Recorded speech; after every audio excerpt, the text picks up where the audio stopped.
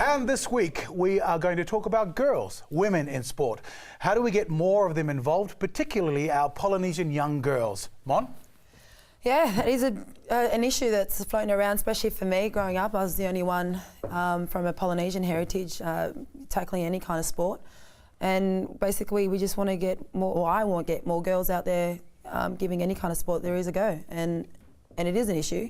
But you must have went to school with a lot of young Pacific Polynesian girls as well? They didn't want to sort of take that chance, or there was some friends that you had growing up? No, my good mate was Italian. Oh, yeah? So she was like the only person that I was close to in terms of a cultural background. As you know, they're quite similar to big family, all about food. And there was a couple, maybe one or two other Polynesians in and around the school, but they were a lot older than me, but never really played. I think a lot of the issue about this is there are two things, cultural and financial.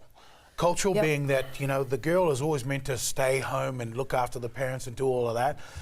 And financially, as the father of 8, just alone, you sit there and go, is that the phone number? No, that's just for the uniform, Dad. I go, maybe you could jog around the block. Well, the thing is, I've experienced there's more Samoans now that are playing, and the girls especially, that are playing sports. Whereas for me, as a half-caste Tongan, I'm trying to push these Tongan girls, but traditionally we're so strong in that way, whereas the women stay home, or they either go really well at a university and the education pathway, but in terms of getting active and getting themselves out there, there's not a lot of girls playing around on the sporting fields as a Tongan. Did you find that as soon as you became well known, not only as a player but as an international player, you were held up as an example for all the Tongan girls to follow? Yeah, and I kind of knew that, and that's why I play.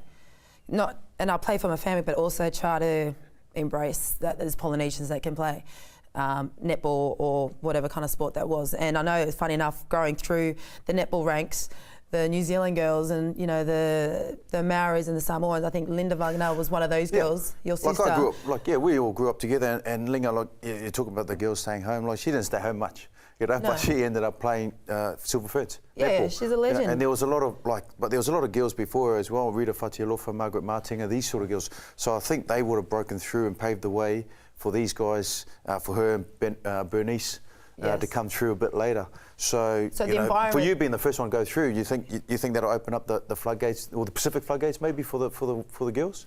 I'm the only one, and then there was Selena Gilson, and then there was a young girl, Jo Sutton, who I thought maybe she could push through, but due to injury that didn't go that way. But now it's probably like 2-3 generations now that there's an influx of little groups of Polynesian girls coming through. But I know some of the Silver Ferns used to come up to me, are you all right?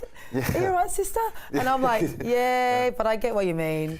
They felt sorry for me. Tell me, the building blocks, we can talk about, the big show, but as a mother or a father or a family that has an 8-year-old that wants to go into the sport, what do you do? Do you join a local club? This is the building blocks, especially in the islands. And it is joining a club. It's basically trying to get putting your daughter out there to make new friends, put them out there in the community. It starts from school as well. All my sport was from all the school activity and all the games that they played at school. So that's how I started. And from there, it was your friend's mum be like, hey, can you fill in this team? And that's how it started for me. So that's how you can get the ball start rolling, is to introduce them to sport at school. Jay spoke also about the finances.